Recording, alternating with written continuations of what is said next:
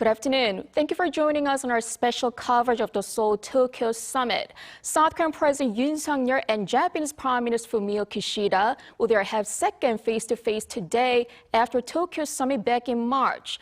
This marks the official resumption of the long-halted reciprocal visits between the two nations as they seek to build momentum in mending bilateral ties. For more, we go straight over to our presidential office correspondent Oh Soo-young. Soo-young, has Kishida arrived yet? Hi Kyung-un, yes he has. We just saw him land at Seoul Airport and he stepped off the plane and got into a car and he's now speeding towards his first commitment here in Seoul, paying his respects at Seoul National Cemetery, where people who died in the Korean War and also independent activists who resisted against Japan's brutal colonization lie at rest. And the cemetery is just across the bridge from where Kishida will be holding the summit here at the presidential office in Yongsan. President Yoon is going to greet him with an official welcoming ceremony, and the two leaders will then hold their summit talks, which will consist of a small group session attended by just a few high-level officials, then an expanded meeting.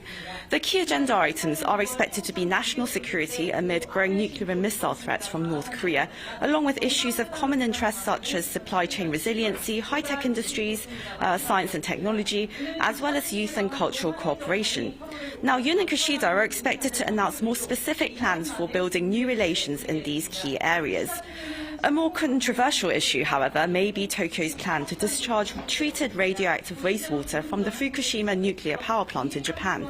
The question of the safety and efficacy of the treatment method, as well as the credibility of Tokyo Electric Power Company's reporting, has been seriously concerning for neighbouring countries, including South Korea, not to mention marine biologists, environmentalists, as well as Japanese fishermen. Now, according to multiple diplomatic sources, Seoul is pushing for a joint safety inspection separate from the ongoing probe by the International Atomic Energy Agency. The agenda, though, hasn't been set in stone, but a senior presidential official here has said that there's no need to exclude the topic if South Koreans and the media are strongly concerned about the matter. Of course, as much as the two leaders are very keen on advancing their ties and cooperation in key strategic areas, historical issues remain due to domestic political sensitivities on both sides. And that said, the chances of a joint declaration after the summit are rather slim. And it seems that the two men are going to announce their respective positions as they did in Tokyo about 52 days ago. Right, with Kishida's visit, are the reciprocal visits between the two nations now officially restored? Right, yes. The top-level exchanges between the two leaders, between both sides, are now in full swing after 12 years. And, well, of course, the two leaders like to call this shuttle diplomacy, which has a slightly different meaning in the English language, but all the same, the shuttling back and forth between Seoul and Tokyo, now that's very meaningful, and it really signifies the remarkable improvement in bilateral ties that would have been very much unimaginable during the previous Moon and Abe governments, when relations between the two countries spiraled into a severe trade and diplomatic spat over historical disputes. There's been huge progress already after the Yoon administration took steps to compensate Korean victims of Imperial Japan's forced labour mobilization. They requested voluntary donations from the private sector instead of demanding Japanese firms pay up, which is what the court under the previous Moon government did. Of course, this has upset some civic groups in South Korea.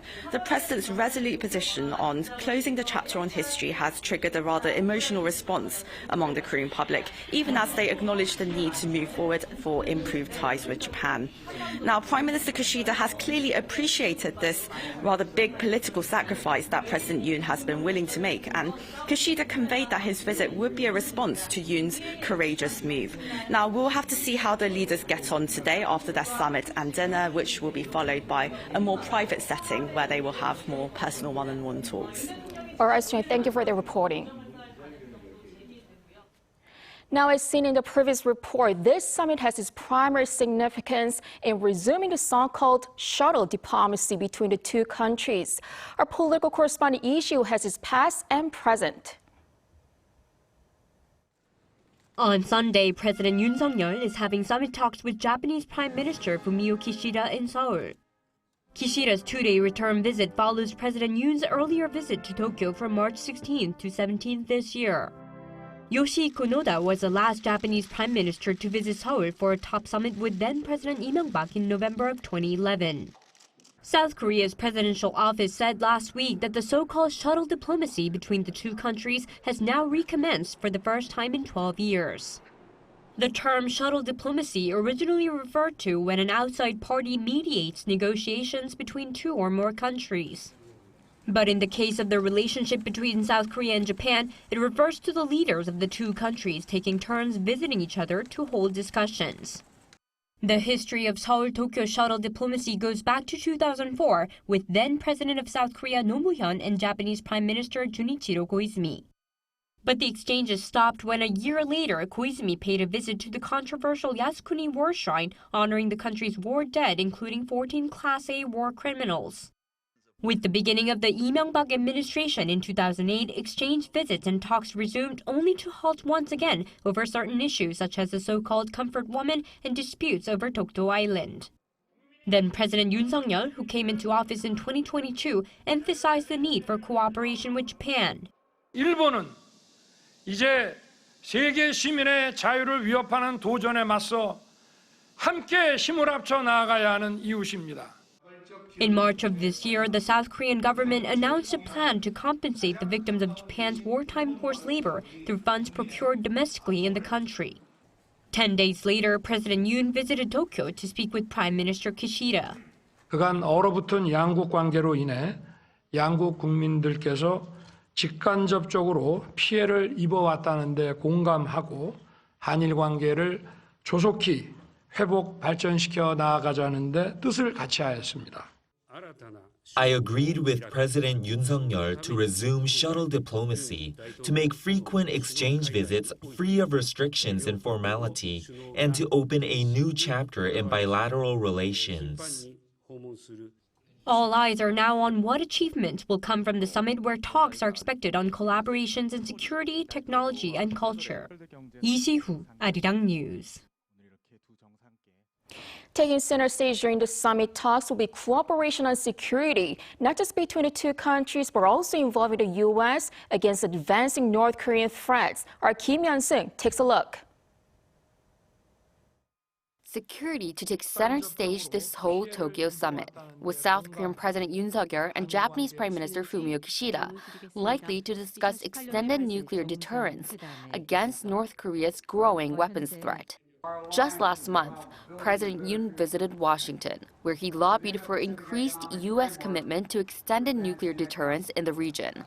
The Washington Declaration was subsequently issued, with President Joe Biden promising more robust support and frequent deployment of American strategic assets. Now, with Seoul and Tokyo working to strengthen their relationship, the two are expected to talk about Japan possibly joining the Extended Nuclear Deterrence Initiative, potentially forming a consultative group with South Korea and the United States. However, how this will look is yet unclear. South Korean press outlet Donghwa-ilbo has reported that the three countries are already discussing forming the Trilateral group, which could involve sharing real-time information on missile firings. As of now, it's still too early to confirm any details. Further clarity is expected between May 19th and 21st, when President Yoon is invited to participate in the Group of Seven summit hosted by Prime Minister Kishida in Hiroshima, Japan. The two leaders and President Biden are expected to hold a three-way talk on the summit sidelines to address security concerns among other agendas. Kim Hyun-sung, Arirang News. The summit comes as the two nations normalize their trade partnership and seek to foster cooperation on the supply chains. Our Moon Ha-ryun has the summit's economic prospects. Following his summit with South Korea's President Yoon Suk-yeol on Sunday, Japanese Prime Minister Fumio Kishida is on Monday scheduled to hold talks with the chairman of the Korea Chamber of Commerce and Industry and other leaders of 6 economic organizations. It's the first time in 12 years that a Japanese prime minister has visited Seoul, and on the agenda is enhancing economic exchange between the two countries, as well as cooperation in the field of advanced new industries. I think those two issues are most important. One, cooperation and international investment between the two countries. And the second, the interaction of the people, interaction of the research people, business people, students between the two countries, I think are two most important issues that has to be discussed in the summit meeting. Back in 2019, following a dispute over wartime compensation, Seoul removed Japan from its whitelist after Tokyo did the same and imposed export restrictions on materials necessary for producing displays and semiconductors. But at the end of last month, following Yoon's visit to Japan in March, Seoul's Trade Ministry released a notice to make amendments to the country's whitelist of strategic goods export destinations, reinstating Japan to the top-tier class of trading partner nations. If Japan returns Korea to the whitelist as it is announced, the export and import procedures for the semiconductor materials and equipment will become much smoother. This normalization of economic exchange is expected to have a positive impact on supply chain stability across the semiconductor and energy sectors, partially alleviating the disruptions caused by the rapidly changing supply chains led by the United States and Europe. During an interview with Japanese news outlet Nikkei on Wednesday, Seoul's finance minister emphasized the need for Korea and Japan to cooperate in response to rising energy prices. Japan last year reclaimed its title as the world's biggest liquefied natural buyer from China. Finance Minister Chu said that it's in the best interest of both countries to pursue joint development due to their geographic proximity and competitiveness in manufacturing and material components. South Korea and Japan share a common point of a shortage of resources and high dependence on trade. It remains to be seen whether talks over the next 2 days will address these issues. Moon Hae-ryun, Arirang News. But at today's summit, all eyes are on whether Japanese Prime Minister Fumio Kishida will offer words of remorse and apology for Japan's wartime forced labor. Our Han Sung will talk to some experts about the chances.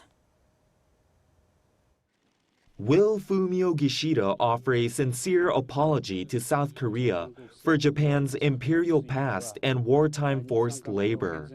It's the biggest question looming over the Japanese Prime Minister's visit, and experts say the Korean public likely won't see him apologize.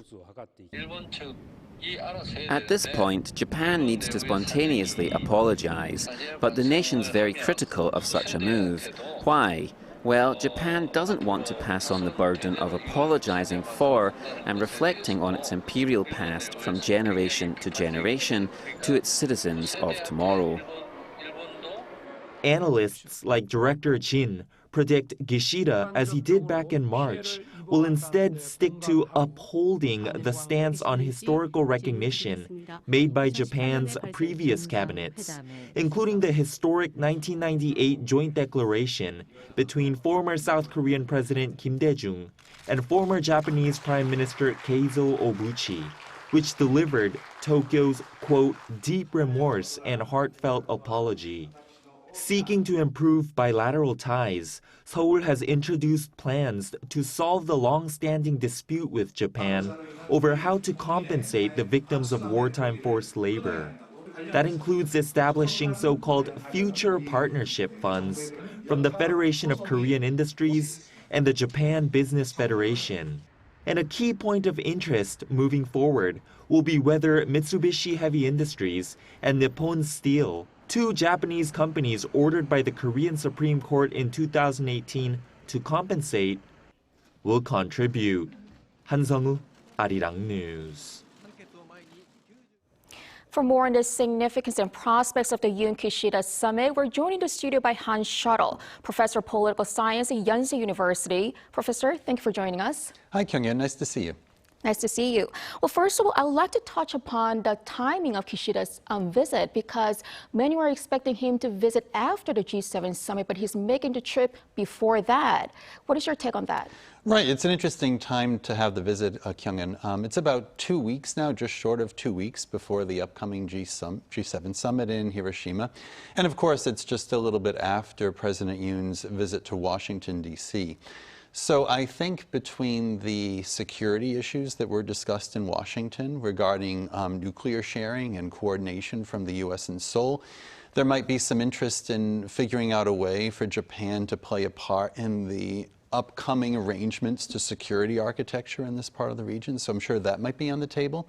And the other element that I think maybe be more front and center, given that the G7 is expected to focus a lot on economic issues, will be ways the two countries can collaborate, perhaps advance some shared interests at the upcoming G7, and also maybe some measures finally from Japan to put South Korea back on the so-called white list, reciprocating on the gesture that President Yoon gave Japan back earlier this spring, basically designating Japan once again a preferential trade partner. The Korean government has been saying that they expect a similar step from Prime Minister Kishida.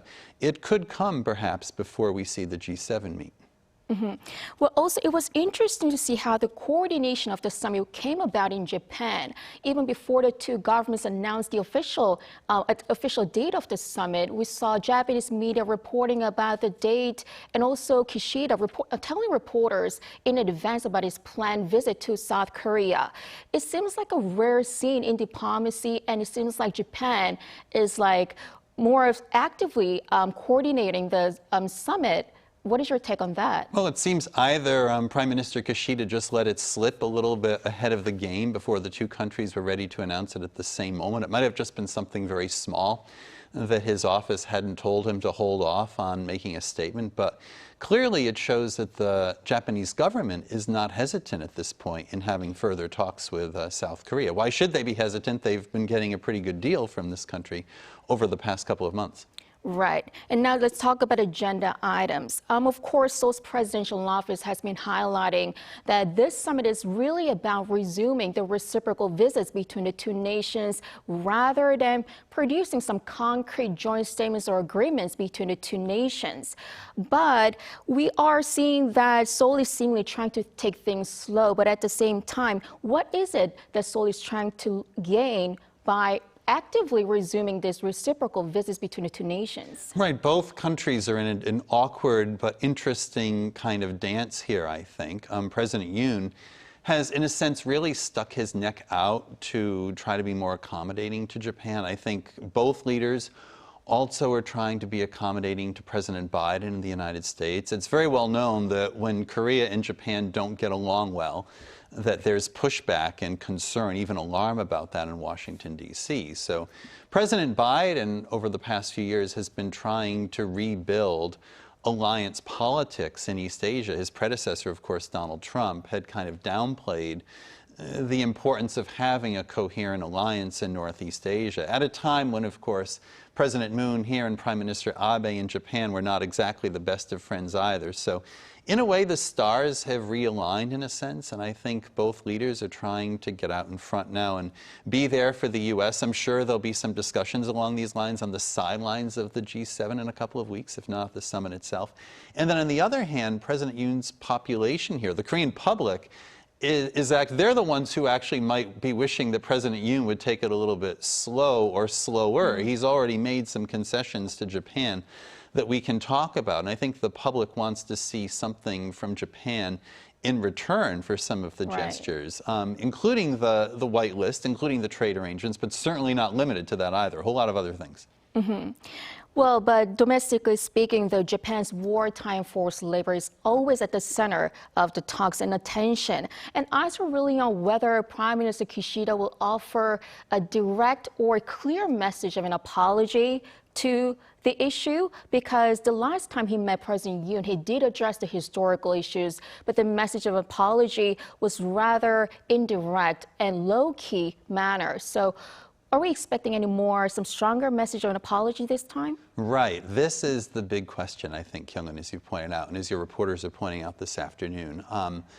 First of all, as we've seen so far, the improved goodwill at the presidential and prime ministerial levels has not yet brought about any kind of stronger statement from Japan than we've seen in the past. You know, Japan, of course, has made various statements of regret or remorse. 1998 was one good example when former President Kim Dae-jung and former Japanese Prime Minister Abuchi had, another declaration that at that time there were some statements of remorse that were issued. But, even then it was something short of a full apology. I'm actually very intrigued by the upcoming visit this afternoon to the National Cemetery. If there's a window in this summit where we could see some kind of statement along these lines from Japan, it might very well be there, because as was pointed out in your report earlier, there are some independence fighters that are buried there.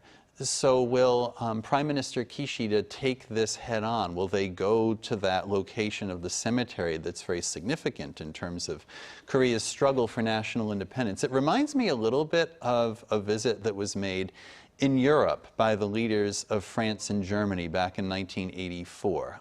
Then President of France, Francois Mitterrand, and German Chancellor Helmut Kohl. Again, these countries had been at odds in 2 world wars, and they went to a cemetery in France, in a location called Verdun, that had hundreds of thousands of war dead buried there, French and German soldiers that had fought in this part of France in the First World War especially. And the 2 leaders, at one point in the rain, they didn't have umbrellas, they joined hands, they held hands for a very long period of time and were silent. And it sent a really important gesture to the publics in both countries, a signal to the publics in both countries that something was changing. And Germany and France were in a different place than they were before. So I just, again, I'm not orchestrating the visit, I'm just sitting here trying to think alongside you and everybody else about what could happen. That would be one opportunity. If Kishida says something or does something or expresses some stronger sentiments than Japan has in the past, it would come there. If we don't see it there, then I guess we're not going to get it at this summit, most likely. We'll have to wait for another opportunity. Right, we're just going to have to wait and see. But we have to admit that domestic politics really play a big role in Seoul-Tokyo relations. And as for Japan, Kishida's ruling party won by-elections recently, and his approval ratings are seeing a rise. And we are wondering if that could lead to a more compromising approach by Japan to South Korea over some sensitive issues, because that's all the more important for President Yoon, because South Korea's general elections are coming up in a year. What is your take on that? So yes, the domestic politics, Kyung-in, in both countries are very important. And as you pointed out, the LDP, the Liberal Democratic Party, this kind of dominant political party in Japan, has been reinforced recently in some parliamentary elections for the upper house. Things went so well, getting 4 out of 5 seats in that election, that Prime Minister Kishida now is actually in a strong position where he could call an election for the House of Representatives sooner instead of later. Of course, the House of Representatives in Japan is similar to the House of Commons in Great Britain. So if the Prime Minister is doing well, they can, and their party's doing well, they can call elections sooner and get their majority reinforced. So that could happen even sooner, I think, than 2025. We'll see. But in South Korea, by contrast, President Yoon is facing a lot of pushback in domestic public opinion, as you pointed out. So I think Japan has to, at this point, if they really want this diplomacy to continue and to kind of continue to move forward, they're going to have to give a little bit more than they have so far, maybe in the form of a statement or an apology, ideally an apology, as we were discussing a moment ago, and also perhaps some money. So here's where the court case that was let go, in a sense, we had this decision by the Supreme Court here in Korea that Japanese businesses, its decision a few years ago, that Japanese businesses should come up with $3 million roughly to compensate a group of victims of forced labor during the occupation period here in the early half of the 20th century. President Yoon letting go of that, that doesn't stop Japan from coming up with some sort of voluntary gesture, either from the business sector or the government sector, to provide some sort of compensation financially to the Korean public. So we'll see. I know that's what many people in public opinion here are looking for. Will that actually emerge? In Japan, of course, public opinion, they're not necessarily interested in going too overboard with apologies or money as well at their end, but I think there may be some room in Japanese public opinion right now for Kishida to make a statement in a way that wouldn't lose too much face for Japan, that could seem voluntary instead of coerced. And can he kind of strike that balance and walk that line to make that happen? It'll be interesting to see if he can do that in the next couple of days here. Right. In the meantime, we're expecting security, of course, to take the center stage in the summit talks, especially because this is coming before the G7 summit, as you previously mentioned, with trilateral summit between South Korea, Japan, and United States highly likely. What are some possible topics to be discussed on that security front? Well, one is that we are still waiting for the details on the nuclear consultation arrangement that's going to be worked out between the Republic of Korea and the United States, and I think it's not yet been fully clarified whether there's some sort of place for Japan in all of this as well. Of course, the U.S. does have military bases in Japan. When the U.S. is looking at the big picture of Northeast Asia security and also the landscape of its relationship with China, the fact that in a sense the U.S. is building up several partner countries in the Asia-Pacific region. We could even expand it to the Indo-Pacific region and go to South Asia as well. How are Japan and South Korea going to be coordinated in some sort of approach? Not necessarily checking China outright, although that's certainly what it seems like, but to, in a sense, allow the countries in this region that are liberal democracies to kind of stand their ground. And also, I think in the background, there's a lot of concern about Taiwan amid the war in Ukraine and, again, amid an increasingly assertive China, whether Taiwan's security is in somewhat of a state of jeopardy right now compared to times past, and how the U.S., Japan, and South Korea might send some sort of signal that the status quo should remain with Taiwan and that mainland China should not do anything to disrupt Taiwan. So I think that's in the background. Whether that will be front and center either here or the G7, who knows? But I think that's one reason it's important that the Republic of Korea and Japan are talking right now. Right. Also, for the first time, the two leaders could possibly address Japan's planned release of wastewater from its destroyed Fukushima nuclear power plant. And that will be the very first time for the two leaders to address that rather sensitive issue, right? Are we expecting any agreement or joint statement, possibly a joint inspection efforts? Right, let's see, Kyung-in. This, first of all, is a very sensitive issue even within Japan itself, especially in the immediate area around Fukushima. The public in Japan, at least in the public opinion surveys I've seen, is very guarded about releasing wastewater. They eat the fish too, and the fishing industry is very dependent on trying to rebuild at this point after 10 years of disruption already from the Fukushima accident. So even within Japan, Prime Minister Kishida has still got a constituency here that's not happy with the plan. And just about every country in the region, not just South Korea, but Taiwan and China, everybody is voicing concerns.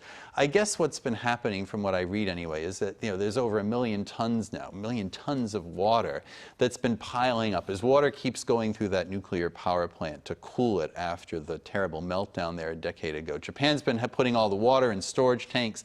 They've got so many storage tanks, they seem to have nowhere to put them. It's now been a decade. The only organization that seems to be giving Japan the green light with confidence here, interestingly, is the International Atomic Energy Agency. And I think there's some skepticism as to whether they're giving Japan the green light too quickly.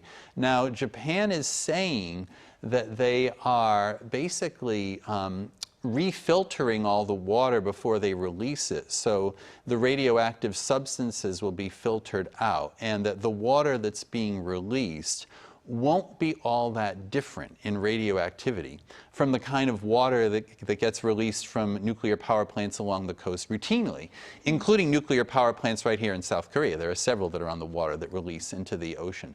I think what's needed, whether it's some sort of joint statement or joint agreement, first of all, President Yoon needs something from Prime Minister Kishida to reassure the public on this issue. And the way to get that, I'm guessing, might be between whatever South Korea is going to say and whatever international monitoring is going to take place. I think Japan has to promise that the water there that's going out, if they're going to do this, is going to be refiltered maybe even a third time with very tight international monitoring to make sure that the water going out is going to be no different than what would, again, routinely be coming out of a nuclear power plant. If they can prove that beyond a doubt, then maybe there's room for some acceptance of this. But I can very well understand why there's reticence, and I think those that are expressing concern all around the region are right to do so. This was a terrible destructive accident, and that it affected us all. We probably all have little pieces of Fukushima inside us after this. So there is cause for a very tough measure on this, and we'll see what emerges over the next couple of days and, more important, beyond. All right, Professor Hans Shuttle, thank you for your insight today. Thank you for having me, Kyung-in.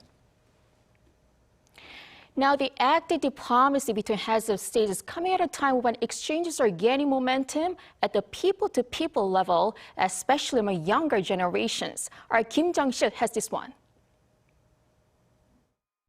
The Japanese animation Suzume. More than 5 million people in South Korea have been to see it since the film was released in the country this March. This has made it the #1 most viewed film during that time. And before that, in less than 3 months, around 4 million people have been to see another popular Japanese animation, The First Slam Dunk. It seems that the initial consumer fan base for Japanese animation is very broad here in South Korea, and many people love them. Both movies seem to have been hits. Japan, meanwhile, isn't too different. Most of the country's top-viewed Netflix content are Korean dramas, including Queenmaker and The Glory. Experts say these types of exchanges in cultural content will be beneficial in order for the two countries to better understand each other. The consumption of this cultural content cannot directly solve the underlying political and historic issues, but it can definitely help understand each other better, which can be a first step towards resolving deeper issues. As Korean dramas become hugely popular in Japan, more Japanese tourists have visited Korea in recent months. The number of Japanese tourists tripled to more than 190,000 in March compared to January. In fact, most foreign visitors to Korea this year so far have been from Japan. More than 40% were people in their teenage years or 20s. I visited Korea more than 10 times. Korea itself is a bit of a trend in Japan right now, and it goes beyond K-dramas. People love Korean food, music, and fashion as well. Experts say with the resumption of the so-called shuttle diplomacy between the leaders of South Korea and Japan, exchanges of culture, content, and people-to-people visits will most likely gain further momentum. Kim Jung-sil, Arirang News.